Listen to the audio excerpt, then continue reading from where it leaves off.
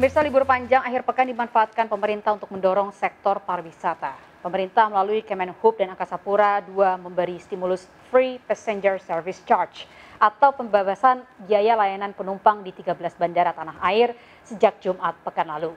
Pemberian stimulus ini berdampak pada makin murahnya harga tiket penerbangan domestik sejumlah maskapai dan diharapkan dapat mendorong daya beli masyarakat untuk bepergian.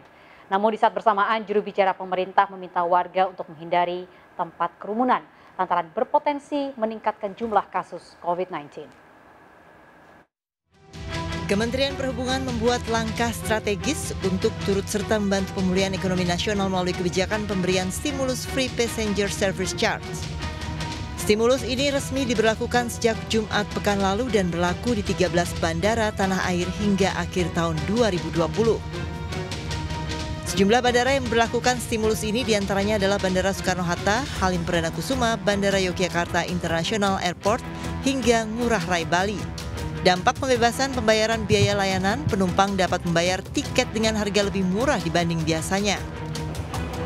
Biaya Passenger Service Charge atau layanan penumpang akan disubsidi oleh pemerintah dengan menggunakan APBN.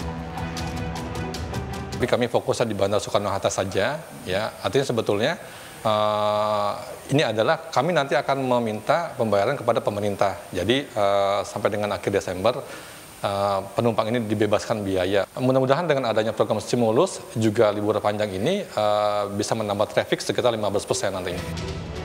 Tak pelak pemberian stimulus ini mendorong masyarakat untuk meningkatkan daya beli tiket berpergian selama libur panjang akhir pekan dan diharapkan dapat turut serta mendorong pemulihan sektor pariwisata nasional.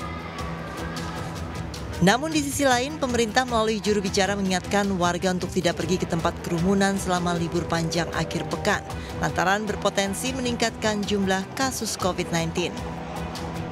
Hindarilah berpergian ke tempat yang ramai dan berkerumun. Lalu manfaatkanlah jasa pesan antar atau room service untuk memesan makanan.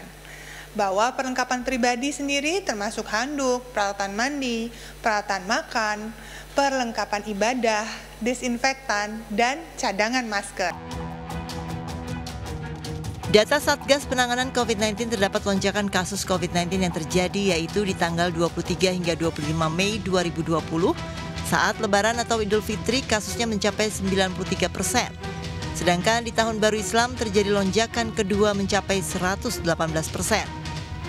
Warga diimbau untuk taat terhadap protokol kesehatan dan tidak berpergian ke tempat keramaian agar tidak terjadi lonjakan kasus COVID-19 usai libur panjang akhir pekan.